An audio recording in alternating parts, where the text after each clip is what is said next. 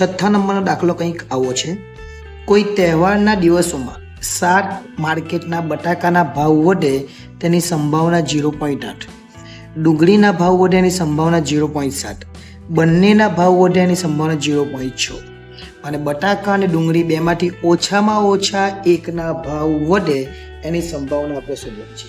ઓછામાં ઓછા એક એટલે તમારે સમજી લેવાનું કે તમારે યોગ શોધવાનો છે, એ યોગ બી.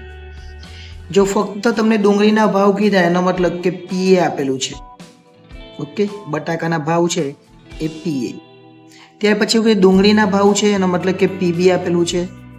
કોઈ એકના ભાવ વધે તો પીએ, બીજાના ભાવ વધે તો પીબી, અને બંનેના ભાવ વધે તો પી એ છેદ બી. શું લેવાનું? પી એ છેદ બી. એકદમ ઇઝી છે. ત્રણે વસ્તુ આપી દીધી છે, પીએ, પીબી અને પીએ છેદ બી. અહીં લખેલું છે બંનેના ભાવ વધે, તો બંને એટલે શું? એક સાથે બંને એટલે એ છેદ બી, અને ઓછામાં ઓછું એક એટલે યોગ. એટલે એકદમ જ સરળ દાખલો કહેવાય. આપણે પી એ યોગ બી નું સૂત્ર મૂકવાનું. પી એ યોગ બી બરાબર પહેલા શું છે?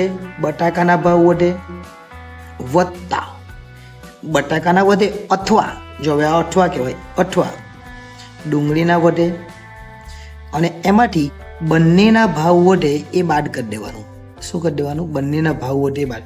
એટલે આને કહેવાય બટાકાના ભાવ વધે અથવા એટલે વત્તા, અને ડુંગળીના ભાવ વધે અને પછી એમાંથી બંનેના ભાવ વધે બાદ કરી દે, એમાંથી કોઈ એકના ભાવ વધે એવું કહેવાય. એટલે ક્યાં તો આના વધે ક્યાં તો આના વધે, પછી બંનેના વધે બાદ કરી દેવાનું. એનો મતલબ કે બેમાંથી કોઈ એકના વધે છે એવું કહેવાય. અને ની સમજ પડે તો તમારે શું કહેવાનું? એ યોગ બી શોધવું હોય તો પી એ વત્તા પીબી માઇનસ પી એ છેદ બી મૂકી દેવાનું. ચલો, પી એ કેટલા? તો 0.8, પીબી કેટલા? તો 0.7 અને પી એ છેદ બી કેટલા? તો એ પણ 0.6 આપેલા છે.